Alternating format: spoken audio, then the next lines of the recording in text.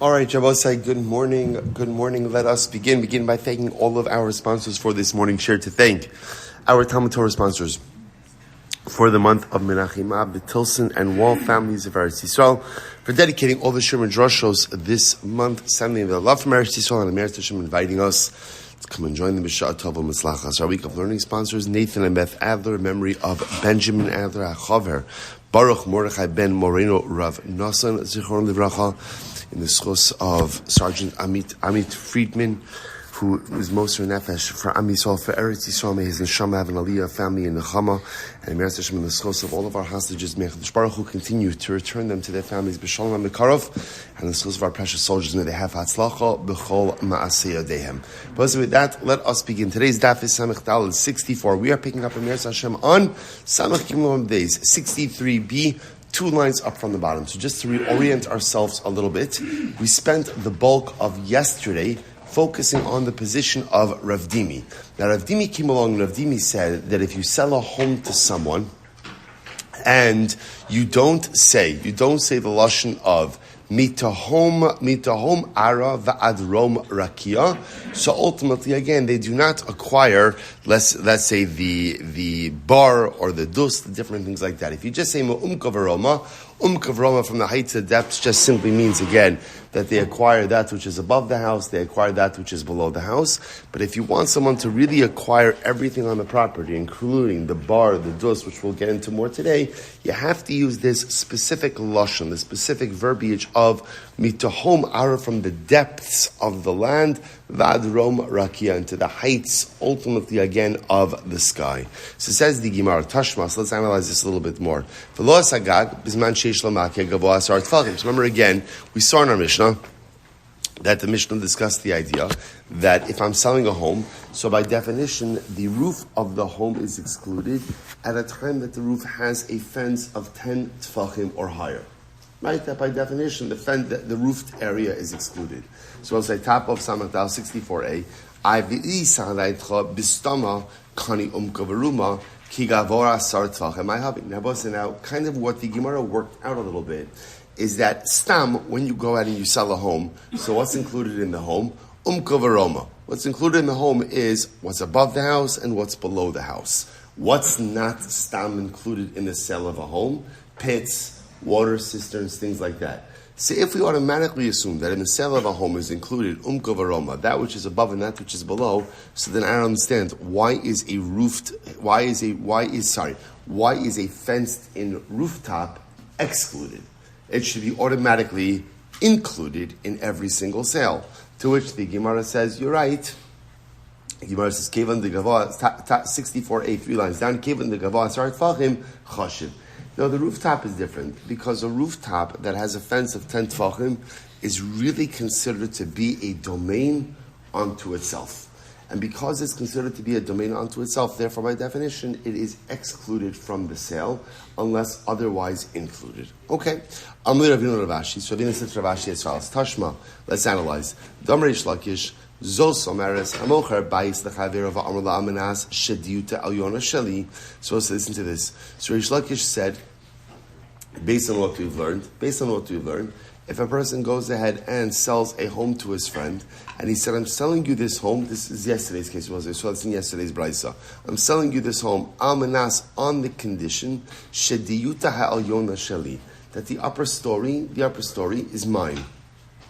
So the Gemara says, what's the halacha? Diyuta Ha'al Yona Shalom. So the seller has the ability to retain it. So the Gemara says, Va'amrina L'may Hilchasa. Now again, remember, based on what we've established, is that when you sell a home, what's included in the sale of the home? Anything above it and anything below it. So, now, remember again, we've also established one other principle, which is that there is no such thing as unnecessary or nonsensical transactional verbiage. So therefore, what did we do? We did something fascinating. If you say something in the context of a transaction that doesn't seem to be necessary, what do? We figure out a way to interpret it to make it necessary. So therefore, if I'm selling a home to Reuven, I say, Reuven, I'm selling you this home in the condition that the upper story is mine, rooftop is mine. So what does that mean? The rooftop, in our assuming that it is a rooftop with a fence of 10 tfachim, then what's the halacha? That rooftop is automatically excluded from the sale. So if it's automatically excluded from the sale, what is it exactly that I am saying transactionally? To which the Gemara says, so what are the ramifications of that statement, given the fact that under normal circumstances, such a rooftop would normally be excluded regardless? Rav Zvid Amar Shemratza Lahotzi Bazis. And suppose this was this was the top of yesterday's daf, the top of Amud Beis yesterday. So Rav Zvid said, it means that Allah I reserve the right to extend beams from that rooftop going out. Rav Papa says, Shem Ratza Livnos Aliyah Al Gaba Bona. Rav Papa says, now literally translated, if I want to build on top of it, I reserve the right to do so. Visadaitcha Bistama Lokani Lamali Alminas. And I will say, but again, once again, if we assume that the default is that the rooftop is carved out from the sale, then why do I need the almanas? Then why do I need any kind of conversation about this? To which the Gemara says, "Hanile almanas di'inofil hadir banile." So I'll say, so what does the almanas help with? The almanas helps with the following idea. We spoke about this in yesterday's daf. Normally, even if a rooftop is carved out, so let's say I go ahead and I sell a home to Ruvain, right? Home to Ruvain, and I happen to have a rooftop that has a fence around it that is 10 tefachim high. So what's the halacha? That rooftop is not included in the sale. Okay, let's say then the roof collapses. The roof collapses. I do not normally have the right to rebuild that roof. In other words, my rights in the roof are in that original roof as long as it exists. But technically speaking, once it collapses, my rights are done. However, if halacha l'maisa, I include what appears to be this unnecessary verbiage. So remember again, whenever you have what appears to be redundant or unnecessary verbiage in a transaction, we already go ahead and reinterpret that to make it transactionally relevant. So in this case, over I'm selling my home to Ruvain, and I say, Ruvain, I'm selling you my home, but I'm excluding the rooftop. The rooftop is already excluded because it's a rooftop that has a fence that is more than 10 tefachim high. So what exactly is it that is being included over here? So it's reserving the right that if the roof were to collapse, I reserve the right to go ahead and what? Rebuild it. Okay, so I'll say, so now let's take a moment to just look at the Rambam writes. The Rambam writes in Hilchos Mechira, Perech of Dalit Halacha Tesvav. So the Rambam writes, in general, when you sell a home to someone, so what is included in the home is what we call umka v'roma, that which is above the house and that which is below the house. That's the assumption. However, again, the Rambam writes, what if you want to sell a home and you dafka want to include the pits and the water cisterns and things like that? The Rambam writes, "V'kivon shekasav lo mikarka hatahom va'ad rum harakia." If you write the lashon of mikarka hatahom, I'm selling you everything literally again to the depths of the earth, ad rom harakia, to the heights of the heavens, kana habar v'hados. So I'll say, so essentially, the Rambam says we paskin like Rav Dimi. We pass like Rav Dimi. Now, there's two things over here. Number one, you don't have to write in a transaction umka beroma. That's understood. That's understood. That whenever you sell a home, you're selling that which is above the house and that which is below the house. That's transactional, even if you don't write it. What's also understood, the default is that pits, water cistern, things like that are not included in the sale. However, if you want it included in the sale, you need that magic phrase, umka tehoma ad rom rakia. If you put in that phrase, then even the water cisterns or the pits are included. All right, beautiful. That's the end of that sugya. Says the Mishnah. So I'll say, so now, continuing, well, not really the end of the sugya. Continuing in the sugya, lo es habar v'lo es hados, af api shekasav lo umka v'roma. So I'll say, this is exactly what we just said. So now I'm selling a house to Ruvain, and it happens to be on the property. And I will say I'm selling him a house, I'm also selling him a property. A chaser. Right, so let's say now included in that chutzner is a pit, is a water cistern. So what's halacha? Generally, when I sell him the house, the pit and the water cisterns are not included in the sale. They're not included in the sale. Now, both say now, right? Even if I wrote umka v'ruma, this is interesting, right? I don't have to write umka v'ruma because it's understood. But even if I did write it, that's very nice. But it still doesn't include pits and water cisterns. Remember again, if you want to include pits and water cisterns, what's the magic phrase? Tahom ara ad rom rakia. That's the phrase you need. Absence of that phrase, halacha l'maisa again, you're not including the water pits or the cisterns. Okay, so we'll say, so now, here's what we've got. This is fascinating, right? So now, I'm going ahead, I've sold my home to Reuven, and again, based on the wording of the transaction, I have not sold him my bar and my dus, right? My pit and my sisters. I haven't sold it to him. Great, so now it's mine. So we'll say, so this Rabbi Daniel Goff has mentioned this a couple of days ago, now here it is. They will say, now here, of course, it's great. So I own the water pit and the cistern. What's the $1 million question? What's the $1 million question? How am I getting there? Right? How am I getting there? Because remember again, where is this bar? This bar is punked right in the middle of the chutzner that's now owned by Reuven. So now the shaila is, how am I accessing it? See, here we go. This is incredible. But tzarich likach lo derech di Rabbi Akiva. Akiva says, okay, you got to purchase a right of way. You got to, in other words, I sold everything to Reuven, and while it's true that I own the bar, I have to purchase from Reuven a right of way. The Chum say no. The Chum say no. I don't have to purchase anything. Why not? The assumption is I retained for myself a right of way. So I'll say this fascinating machlokas. Obviously, I'm not flying to my bar, right? I need to walk there. So how am I getting it? Rabbi Akiva says, look, you need to buy back a right of way from Reuven. I have to buy back a right of way from Reuven. Chum say no. It's understood that I am retaining for myself a right of way. Umod Rabbi Akiva says, Bizman sha'amar lo chutz me'elu shein tzarech likach derech. So I'll say, listen to this. Rabbi Akiva understands, this is fascinating. What if, so again, this is so interesting because everything here is building on each other. So remember again, I sell a home to Reuven. Either I say to Reuven, me'umka veruma, or I don't say it. What am I selling to Reuven? What am I selling him? I sell Reuven stam a house. What am I selling him? A house and below and above. What am I not selling him? A pit. Okay, so now I retain my bar. Rabbi Akiva says you retain your bar, but you have to purchase a right of way.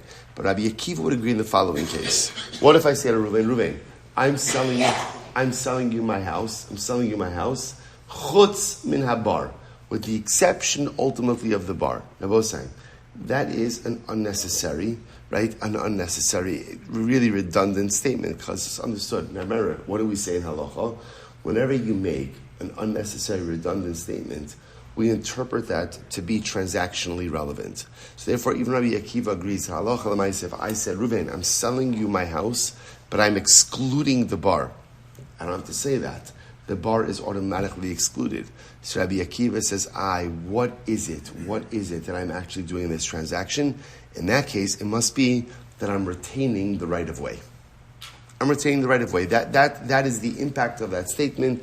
I am excluding the right of way. So the Gemara says, Rabbi Akiva, because again, otherwise, the statement itself is irrelevant.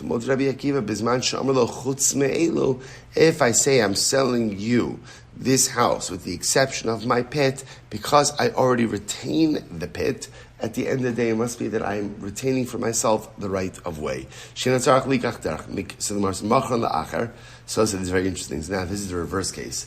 The reverse case is I'm holding on to my house. What am I selling? I'm selling my pit.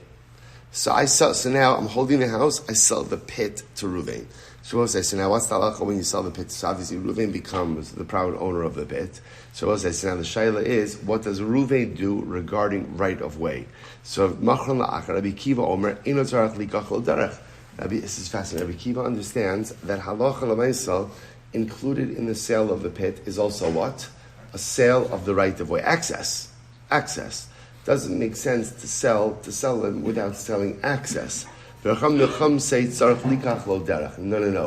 Reuven wants right of way, wants access, he has to purchase right of way as well. Okay, so we're going to have to see what exactly is at the root of this particular machlokes. Okay, fine. I'll tell you right now. Now listen to this. It won't make you wait. So there is a fundamental machlokes in terms of how sales work. Meaning, we've seen this before. Do we say mocher ba'ayin yafe mocher or mocher ba'ayin ra'a mocher? When someone sells something, do they sell it? Do they sell a kind of like ayin yafe literally means with a good eye?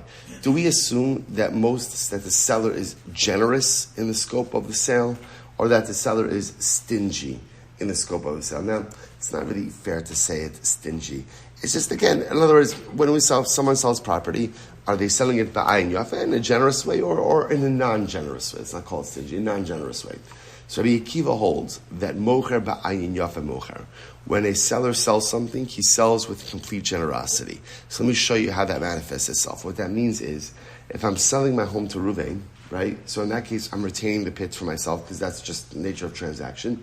But the assumption is I'm selling everything to Ruvain. And therefore, if I want a right of way, I have to buy it back.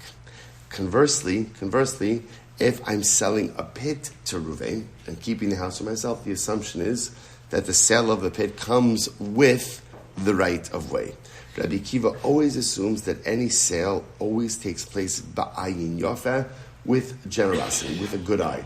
On the other hand, the Chachamim hold that mocher ba'ayin ra'a mocher. That when someone sells property, they sell with a little bit of without generosity. In other words, it's just to frame it. When I sell something with the bare minimum that I'm obligated to include. So therefore, again, halacha l'maaseh, if I'm selling my house and I'm retaining the pit, of course I'm going to retain the right of way along with that. I'm not selling you the right of way. So conversely, if I sell a pit, I'm selling you the pit. You want a right of way? That's going to be extra. That's going to be extra. So that's what we're going to see now. Again, I've kind of given you the Gemara's conclusion, but we're going to work through that. That's where we're going to get to. But that's the fundamental machlokes of Rabbi, which I will say, this is the fundamental machlokes that will spread out throughout many cases of sales. Again, it goes to the fundamental machlokes about the nature of how people transact sales.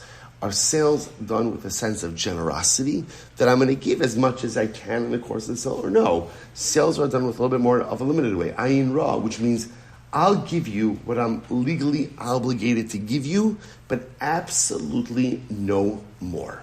That's the fundamental machlokes. Yosef Ravina Vikakashile. So I'll say, so before we get into this, Ravina said, by the way, why is it that whenever we speak about the bar, right, we always speak about a bar and the dus? The Gemara says it's the same thing. They're both holes in the ground. Now the truth is, they're not exactly the same thing. The Gemara is asking, Yosef Ravina Vikakashile, hainu bar, hainu dus. In other words, okay, this is not the biggest cash in the world, right? But Lamaisa, a bar and the dus, they're kind of the same thing. So why the need to mention both? You're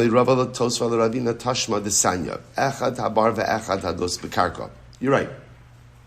Both the bar and the dus are dug into the ground. So there is a difference. A bar is literally just a hole dug in the ground, versus the dus, which is the dus has a wall. Right, the dus has a wall of bricks. So in other words, you dig down and then you cement the wall in, and it prevents the water from leaking out. Yosef Ravashi Ravashi suddenly again had the same kasha. Hainu bar, hainu dus. Bar and dus are the same thing. Amali Mar Kashisha Braid Rav Chisla Ravashi Tashma Desanya Echad Dabar ve'Echad Adus Bekarka Ella Shabar Bechafira Badus Bevinyan. So they are dissimilar. Now, interestingly enough for both sides. So therefore, Rashbam points out over here something very interesting. If you take a look at the last Rashbam on the page, Bevinyan, Chofrin Barba Afar Tichuach Ubonin Lo Kosal Avanim Umikri Dos. So essentially, just an interesting Talmudic fact. A bar is just a hole dug in the ground. What is it used for? To go ahead and store water. What is a dus? A hole dug in the ground. What is it used for? To store water. What is there to the dus? A dus has a wall that is lined with bricks. So the nice part about a dus is that a dus prevents leakage. So essentially it's sealed. The walls are sealed. It prevents leakage. So look at the Rashbam. So he says, V'hilchach, last Rashbam on the page, V'hilchach, Itana bar, Havamina Hanimili bar shu b'chafira, Avadu shu binyan kein abayis, Haru b'chabayis. Well, see, now we understand why I need both. If the Mishnah would have just said that when you sell a house, you exclude the bar, I would have thought it's only a bar that's excluded. Why? Because a bar is not part of the house. It's dug into the ground. But a dus, which is much more of a structure, perhaps it is included in the sale of the home. Conversely, v'itana dus mishum debinyan b'fnei atzmoi. Or if it would have just said that a dus is excluded, I would have said, a dus is excluded. Why? Because again, it's a real structure unto itself. But the bar, which is just a hole in the ground, it's not chashav, and therefore, again, it should be included with the sale of the home. Therefore, the Gemara says you need to essentially you need to exclude both a bar and a dus. Okay, so it's just an interesting halachic fact over here. Okay, now we'll say we get into the meat of the sugya. So once again, we have a raging, and that is not hyperbolic. This is raging, a raging machlokes, an inferno of a machlokes. Feels like we need a little fire this morning, right? An inferno of a machlokes between Rabbi Akiva and the Chachamim about the very nature about how sales work, right? So remember again, we have two cases. Case number one is I'm selling a home to Reuven. So one thing we've already established is when I sell a house to Reuven, what's not included? The bar and the dus. So therefore, again, I keep my bar, I keep my dus. The shaila is, how am I accessing it? Rabbi Akiva says, I need to buy back a right of way from the Chachamim. From Reuven. Chachamim say, I don't have to buy back a right of way. It's understood that once I'm retaining my bar and my dus, I'm of course retaining right of way as well. Now again, I will say, it may have to be that I have to negotiate with Reuven where that right of way is, right? In other words, if I can't decide to access it through his living room, right? So let me say again, where that right of way is going to be, how I'm going to access it. That'll be a discussion, but I absolutely retain a right of way. So this is our raging machlokes over here. So here we go. So tzarich likach lo derech de Rabbi Akiva chama eno tzarich. So my labama b'hakim efekis. So again, I gave it away. I gave away the conclusion a little bit already, but we're gonna work through it. So pretend like this isn't something new for you. So what are they arguing about? What is the machlokes? We'll say on the base. Rabbi Akiva holds mocher ba'ayin yofe mocher, v'Rabbanan savri mocher ba'ayin ra'a mocher. Oh, okay. So I'll tell you what's the machlokes. The machlokes, we'll say, is how sales occur. Rabbi Akiva says, mocher ba'ayin yofe mocher. Rabbi Akiva says that again, when you sell with generosity. In other words, I'm selling everything, and essentially retaining nothing for myself. Versus the Rabbanan say, mocher ba'ayin ra. Rabbanan say, once again, ba'ayin ra sounds so negative. But it's not negative. What it's saying is, when I sell the bare minimum that I'm obligated to include legally, and no more. Okay, the Gemara says, v'tika amar nami ba'al Rabbi Akiva latame, damar mocher ba'ayin yafa mocher, dahak mehacha. So I'll say, so by the way, this is a famous shita of Rabbi Akiva, that Rabbi Akiva holds, that in general, mocher ba'ayin yafa mocher, that when you sell with generosity, and it could very well be that Rabbi Akiva's position is gleaned from our Mishnah, that this Mishnah is the very source for this position. So one says, 1 second, how do you know that Rabbi Akiva's position comes from our Mishnah? Mimai, Dilma Rabbi Akiva savra in adam rotza sheyitin ma'osav v'yijusu achirim. Suppose maybe Rabbi Akiva holds like this. Maybe Rabbi Akiva holds that halacha l'maisa, that when a person pays money, he doesn't want to pay money, and ultimately, again, someone else is going to traverse his property. V'rabbanan savri ein adam rotza sheyitin ma'ov v'yifrach ba'avir. And the Rabbana, on the other hand, holds that a person doesn't want to have to go ahead and give his money and yet have to fly on the ground. In other words, maybe their particular issues are not whether or not ayin yafar ayin ra, but something else. Take a look at the Rashban for just a moment. Mehacha. So look at the Rashban. I'm sorry, mimai. It's the last Y line of the Rashban. Tilma to the kuli alma hasam ba'ayin yafar mocher. Maybe everyone agrees that mocher ba'ayin yafar, that when you sell, people sell with a sense of generosity and they want to throw in everything. Okay. And over here, maybe there's a different issue going on. V'yish lo karka, inami ba'ayin ra, v'ein lo, v'acha pligi, Rabbi Akiva savar, ein lokeach rotze sheyitin damim l'mocher, v'yidros agabe beso. So I'll say, maybe there's something else happening over here. So maybe the issue is like this, that Rabbi Akiva, remember, now what does Rabbi Akiva say? I go ahead and I sell my house to Reuven, right? So therefore I keep my bar. My bar does not come with an automatic rite of passage. Now why is that? Maybe Rabbi Akiva's issue is like this, that from Reuven's perspective, if Reuven's buying property, what doesn't Reuven want? What doesn't he want? Other people walking on his property. That's it. In other words, maybe this has nothing to do with ayin yafa, ayin ra. This is just how sales work. If Ruvain's buying property, Ruvain does not, I will say, you know where this comes, this is not the same thing, but this comes up often, where a person buys a property, and let's say, unbeknownst to me, my front yard is the shortcut to shul.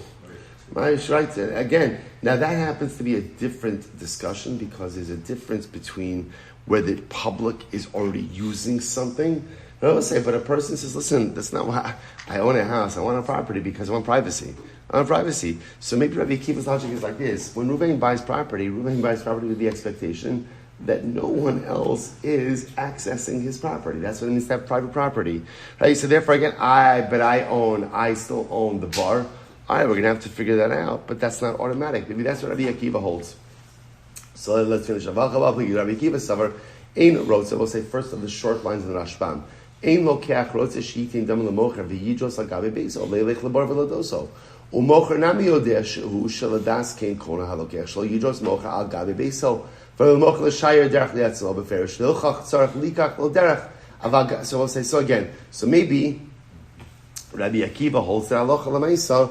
When I sell property to Ruvain buys property with the expectation that no one else is traversing his property, and therefore if I want to find a way to access my bar, okay, I'll have to negotiate that with Ruvain. So while it's true that I have ownership, access is not automatic. On the other hand, V'Rabbanan Savri, like next Rashbam, L'drisa lo chayesh lo keach, de'in kan chisar mamon, aval mocher yesh lo taina de'in arotze she'ikabel d'mei beiso min lo keach, amanash yizach v'roch avir. On the other hand, maybe the Rabbanan hold that halal. So therefore, again, Rabbi Akiva holds that when you sell property, rite of passage is not automatically included. You have to purchase that back.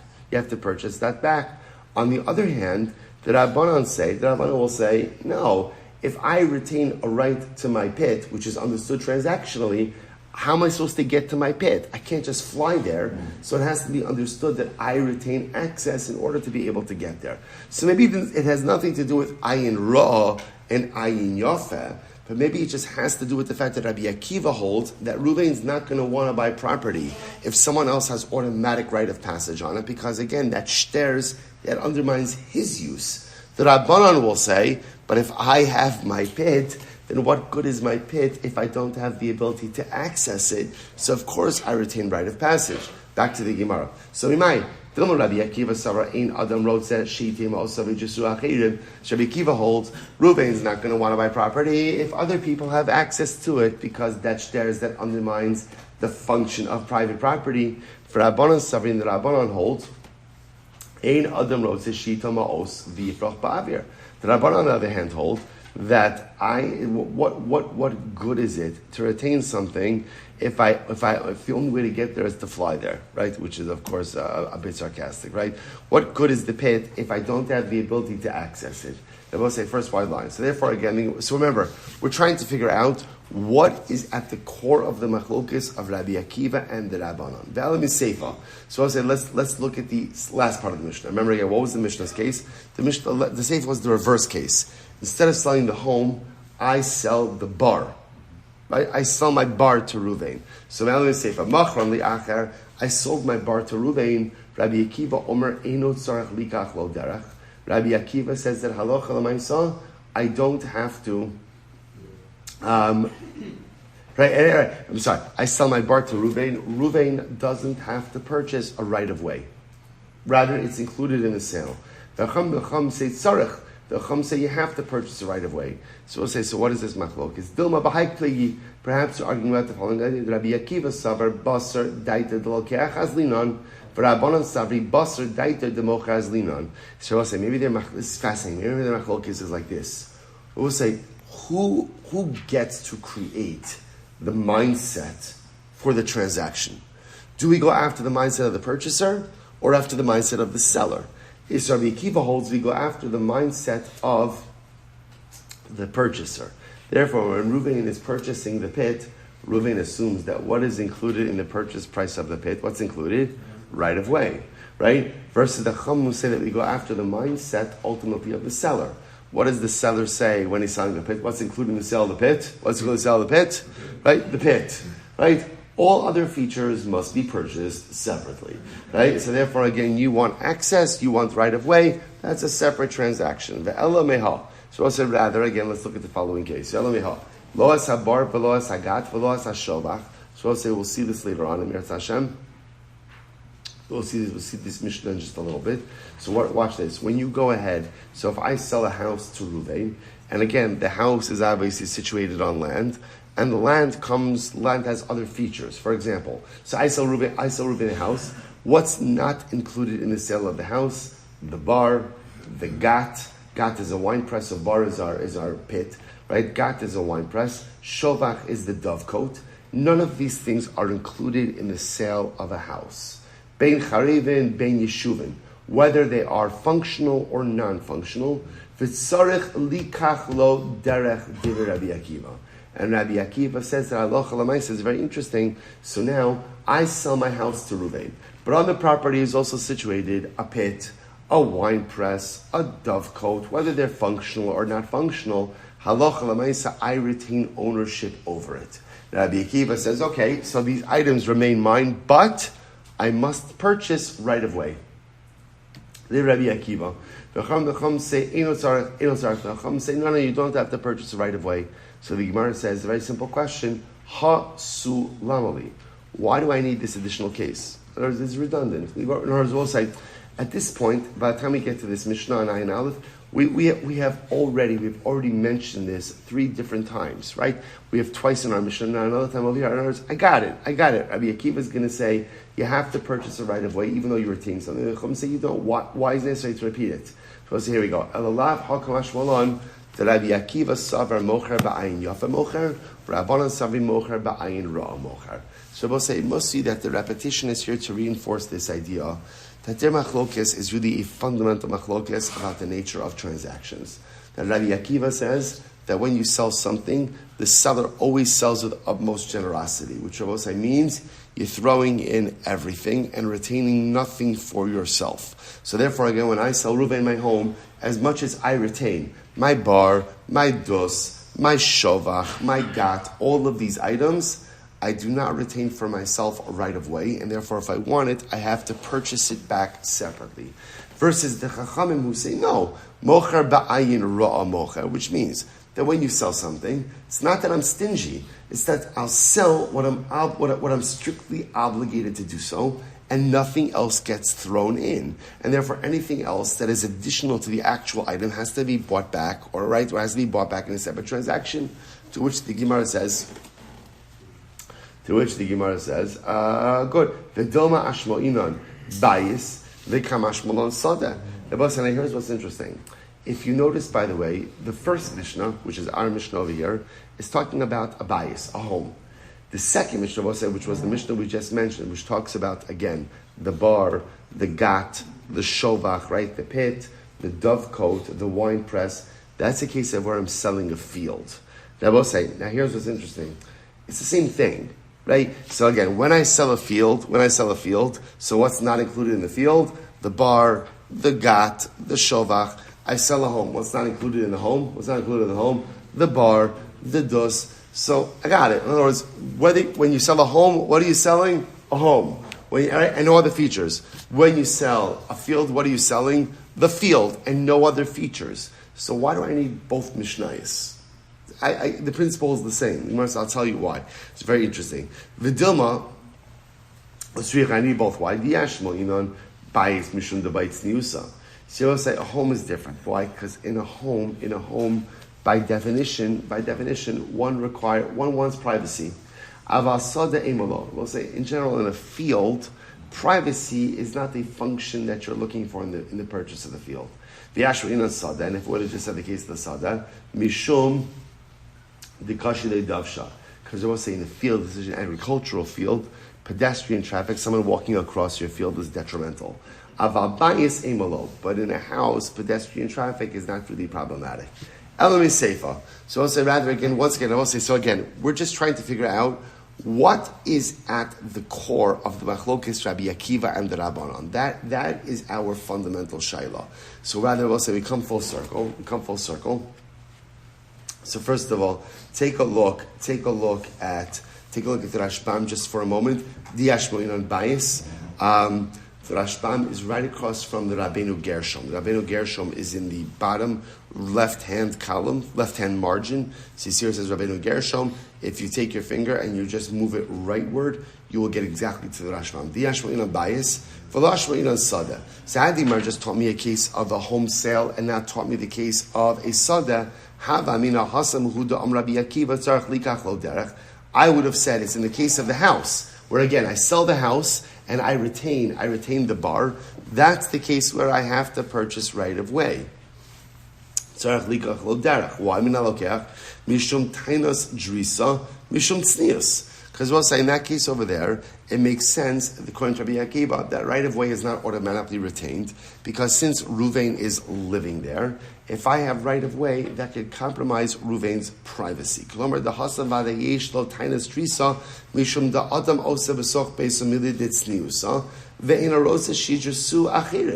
words, if Ruvain's buying a house, right? Presumably in a house, a person does private things. They need privacy, and therefore, again, Ruvain's not going to want me gallivanting, to my bar. But maybe in